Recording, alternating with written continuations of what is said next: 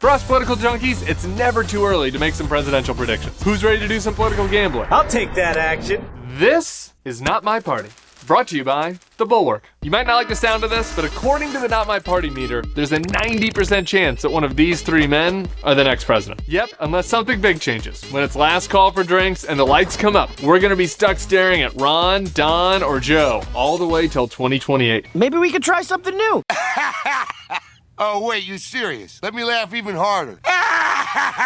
So let's get specific with our bets and boot up the Not My Party meter. We'll start with the favorite, Joe Biden, at 45% odds. I know it's hard to believe that old Dumbledore could possibly be president 5.5 years from now at age 86, 53 years after he first was elected to the Senate. I expect these fellas are going to eventually judge me on my merit, not on my age. Life has come full circle. But that's our reality. Here's how old Joe explains why. Don't compare me to the almighty, compare me to the alternative. Is that the only alternative? And the realistic alternatives are all so weak and riddled with political problems that he looks okay by comparison. Biden's main opponent is Father Time. If he was younger, he'd be an even stronger favorite. But alas, time comes for us all. It'll happen to you. Moving now to the pool, Donald Trump with a 25% chance. The meter calculates that Trump has a 75% chance of winning the primary, a clear favorite, but just a 33% chance of taking the general. On the one hand, 25% chance is pretty unlikely, thank God. But looked at differently, that means we have a 1 in 4 chance of our democracy literally coming to an end. That's terrifying. Gotta say, no other election in my lifetime had that kind of threat looming. The big factor lowering Trump's odds is the general election map. Very unpopular. Historically unpopular. A Mitch McConnell consultant recently tweeted that Georgia has repeatedly rejected Trump in primaries, general elections, and runoffs, both in 2020 and 2022.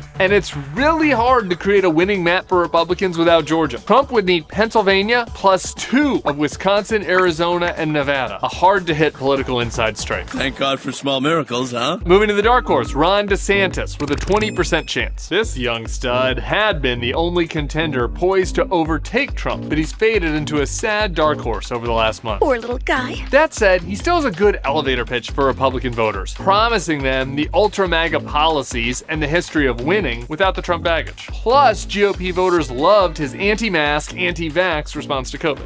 You science. So DeSantis is still alive. The big questions. 1, can he stand toe-to-toe with Trump on a debate stage? And 2, if he does beat Trump, will Cult 45's core supporters show up for some imitation meat in the general election? I'm not so sure, and thus he only has a 1 in 5 chance. It's just not the same. That takes us to the long shot, Kamala Harris at 5%. Kamala has been a far weaker political performer than I anticipated, but nonetheless, she is the sitting V. As such, her far-fetched path looks something like this. Joe Biden has a health event late enough in the campaign that she's the only one who can realistically take over. Then she wins the general election despite her political brand issues because Trump is so insane that he sabotages either his own campaign or Meatball Ron's. Both is good. Anyone else besides those 4? Just a 5% chance. Maybe a MAGA imitator can emerge and surprise Trump or DeSantis in the primary. But none of the old-line Republicans in the race now have a chance. Wow, this is quite the spread. Which then leaves us with only a crazy, unprecedented outsider situation. So some of you might be wondering, given this less than stellar field, why aren't I more bullish on a third party? Yeah, what gives? I'll explain next week on another edition of Not My Party. For more episodes of Not My Party, smash that subscribe button. And scan right here to subscribe on Snapchat, where you can get the episodes first and all the Not My Party content you desire.